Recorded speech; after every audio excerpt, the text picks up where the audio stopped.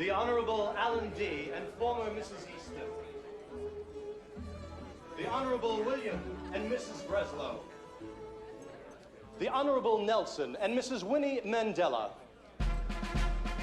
Ladies and gentlemen, the President of the United States and Mrs. Bush.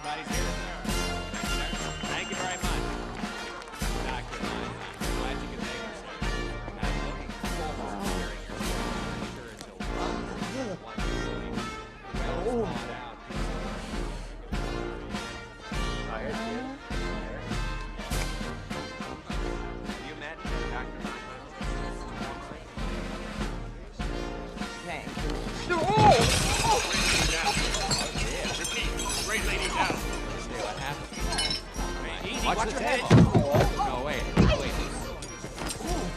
How are you, dear? I'm okay. I'm fine. Good.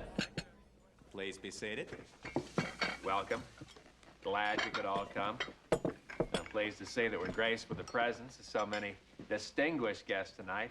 As we all know, this week we're celebrating Law Enforcement Week all across the country, so I'd like to turn the proceedings over to our own Washington, D.C. Police Commissioner, Captain Annabelle Brumford. I would like now to introduce a most distinguished American. This week he is being honored for his 1,000th drug dealer killed. Ladies and gentlemen, please welcome Lieutenant Frank Drebin of Police Squad. In all honesty, the last two I backed over with my car. Luckily, they turned out to be drug dealers. Oh, very good. Excellent. Thank you, Commissioner Brumford. Now I'd like to call upon my Chief of Staff, Mr. John Sununu, to introduce some special guests. Thank you. Mr. President, tonight I am extremely proud to welcome our guests from the nation's energy suppliers. First, representing the oil industry, head of the Society of Petroleum Industry Leaders, better known as SPIL, Mr. Terrence Baggett. From the coal industry, chairman of the Society for More Coal Energy, or SMOKE, Mr. Donald Fenswick.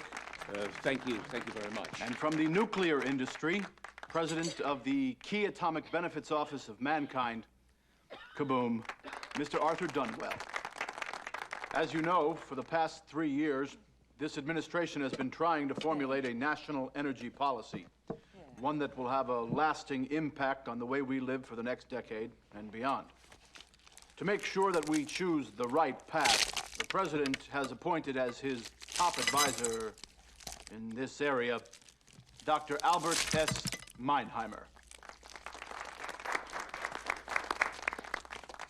As I'm sure you're all aware, his reputation in this field is without peer, and Dr. Meinheimer will present his recommendations to the annual National Press Club dinner this Tuesday evening.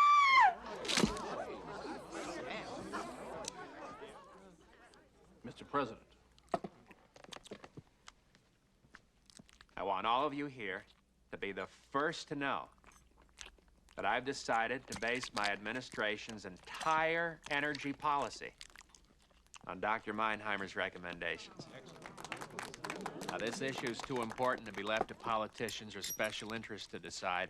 Rather, we need an independent and informed source on which to base our future actions, and Dr. Meinheimer is the recognized expert in this field. Mr. President, if I may say so, I do hope that Dr. Meinheimer won't be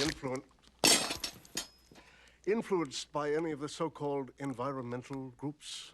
Well, we're all well aware of Dr. Meinheimer's reputation, so I think that perhaps he's best qualified to explain his research methods. Oh! Dr. Meinheimer. Lady down again.